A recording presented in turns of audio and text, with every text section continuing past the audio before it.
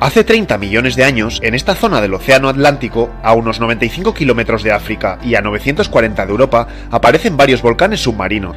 A lo largo de siglos y siglos y siglos, estos volcanes van amontonando material hasta que llegan a la superficie. Y así surgen primero Lanzarote, luego Fuerteventura, Gran Canaria, Tenerife, La Gomera y por último, La Palma y El Hierro.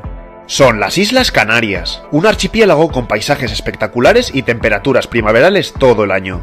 En esta isla, en Tenerife, se encuentra el Teide, el punto más alto de España y el tercer volcán más alto del mundo. Vamos a por su historia. Estas islas permanecen desiertas millones de años, hasta que según algunas teorías, hacia el primer milenio a.C., un conjunto de aborígenes bereber salen de esta zona de África y llegan a las Islas Canarias, y se van instalando en ellas organizándose en pueblos y tribus. Son los primeros pobladores de las islas. Habitan en cuevas y en chozas como esta. Viven del ganado y de una forma rudimentaria de la agricultura, y también de la pesca. Pero pasa algo, los habitantes de cada isla hacen su vida sin relacionarse con el resto de islas, y por tanto no se da una cohesión cultural ni social del archipiélago, surgiendo 7 culturas insulares particulares. Los bimbaches, los banaoritas, los gomeros, los canarios, los major, los majoreros y los guanches. Posteriormente se utilizará este último nombre, los guanches, para referirse a todos los aborígenes del archipiélago y también para los idiomas que hablan, las lenguas guanches. Se piensa que pudieron recibir la visita de pueblos antiguos del Mediterráneo, primero de los fenicios y luego de los romanos. Estos últimos utilizan el nombre de Islas Afortunadas para referirse a ellas, y es que es de los romanos de quienes tenemos los primeros documentos escritos. En uno de esos documentos, un tal Plinio el Viejo cuenta que en esta zona hay un montón de perros, en latín canis, de gran tamaño, y probablemente de ahí viene el nombre de Can Arias. ¿Te habías fijado que en la bandera canaria figuran 2 perros al lado del escudo? Ya no los podrás dejar de ver. Pero entonces, en el siglo V después de Cristo, cae el Imperio Romano, y desde entonces dejan de recibir visitas. Los europeos se olvidan de ellos, y viven aislados, durante aproximadamente 1000 años. Y de esa forma, mientras que la sociedad y las regiones de Europa se están desarrollando, los aborígenes canarios siguen viviendo como en el Neolítico. Ese aislamiento acaba en el siglo XIV. Atención, los europeos se han lanzado al Atlántico a encontrar nuevos horizontes. En una de esas exploraciones, unos marinos llegan hasta Canarias, redescubren el archipiélago, se dan cuenta de sus riquezas y la paz se acaba. A partir de entonces, portugueses, castellanos, mallorquines y hasta genoveses envían sus barcos para llevarse metales, pieles y no te lo pierdas, también habitantes de la isla para vender como esclavos. Tras estos primeros acercamientos al archipiélago, a principios del siglo XV, va a ocurrir algo que va a cambiar su historia. Para siempre. Comienza la conquista de las islas. Atención, que te lo cuento ahora. En 1402, 2 caballeros normandos, Joan Betancourt y Gadifer de la Salle, salen de La Rochelle con la intención de convertirse en dueños de las Islas Canarias. Tienen el permiso del rey de Castilla. Primero llegan a Lanzarote, y sin resistencia se hacen con la isla. Luego van a Fuerteventura, y la conquistan, pero con algo más de dificultad. Tardan 6 años, más que nada por conflictos entre ambos. Ahora, Betancourt solo continúa con la conquista. Va al Hierro, y se hace con ella otra vez sin grandes problemas. Las 3 islas quedan bajo su mando. Es la llamada conquista de señorías. Un señor, dueño de las islas. En los siguientes años, el dominio de las islas van a pasar por distintas manos. Uno de ellos, Pedraza el Viejo, se hace con La Gomera, y la suma al señorío. La conquista sigue, pero de forma un poco diferente. Mira, los reyes católicos, viendo que los portugueses están interesados en las islas, deciden adelantarse y conquistar las que quedan libres. Comienza la llamada conquista realenga. Mandan a Juan Rejón en 1478 a Gran Canaria, pero los canarios se resisten fuertemente. Necesita 5 años hasta conquistarla. Eso sí, algunos indígenas quedan sin ser sometidos en las cumbres de la isla. Luego envía a Alonso Fernández de Lugo, quien va a La Palma, captura al rey Tanusú y la conquista.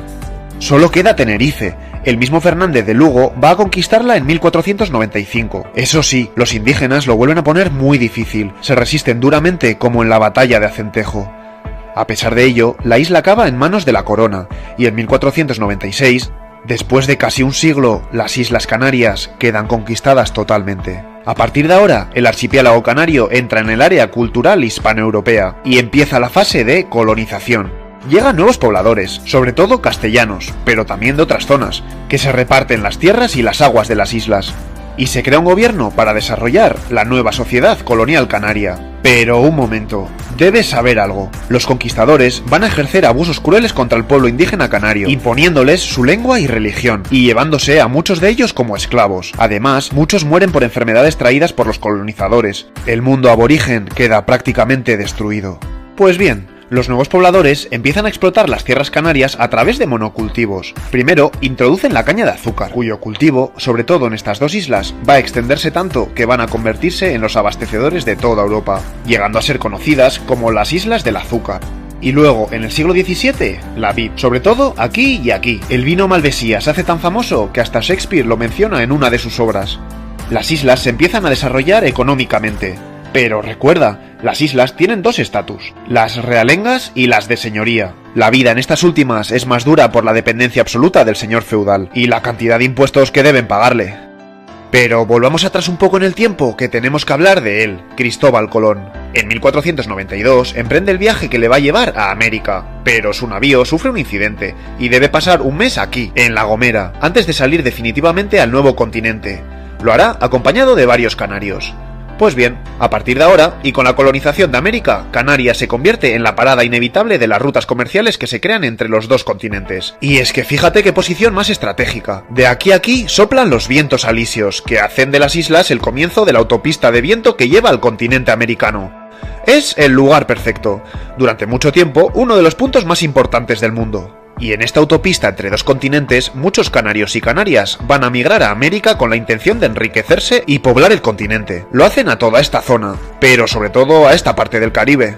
Pero hay un problema, que las islas sean un punto donde llegan barcos llenos de especias y tesoros, atrae continuamente a piratas de Europa, especialmente durante los siglos XVII y XVIII. El ataque más famoso es el que hace el británico Nelson, al que los tinerfeños responden firmemente con el mítico Cañón Tigre, no solo hundiendo su barco, sino también arrancándole uno de sus brazos. Increíble episodio.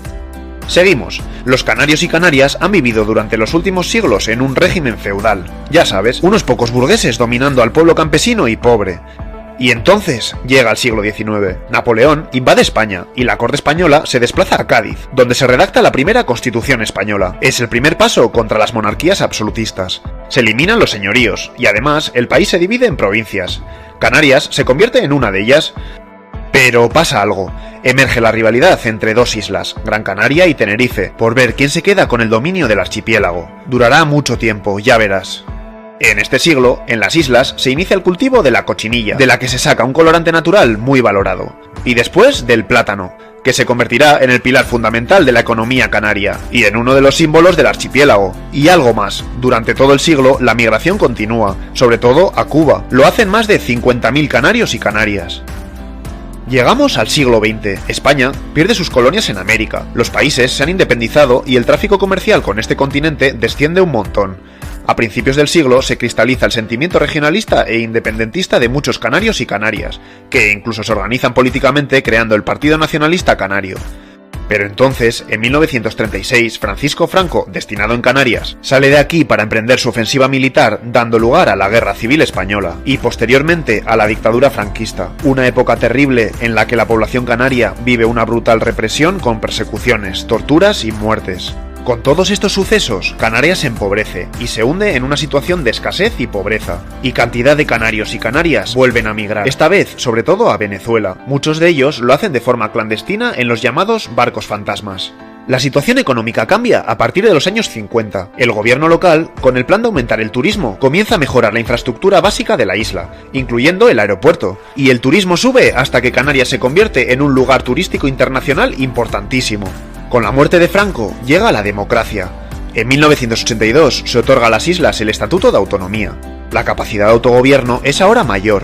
¿Te acuerdas de la rivalidad de las dos islas? Pues bien, el archipiélago se divide en dos provincias, Santa Cruz de Tenerife y Las Palmas, y el asunto se zanja. La población, a lo largo del siglo, se quintuplica hasta llegar al 1,5 millones de personas. A final del siglo y a lo largo del siglo XXI, las islas reciben a multitud de africanos y africanas que, huyendo de sus países, utilizan Canarias como puerta de entrada a Europa. Pero no solo eso, las islas se convierten también en destino de muchos trabajadores y trabajadoras de la península, de jubilados y jubiladas del norte de Europa, y de población latinoamericana, entre otros, llegando a superar los 2 millones de habitantes. El 31 de enero de 2020 se detecta el primer caso de COVID-19 de España, aquí, en La Gomera. Es el comienzo de la pandemia, que supone terribles consecuencias económicas y sanitarias, y que va a comenzar a superarse en 2021, con la vacunación masiva, para volver nuevamente a la normalidad del día a día, a reactivar el turismo y, cómo no, a celebrar sus increíbles carnavales. Hemos llegado a la actualidad.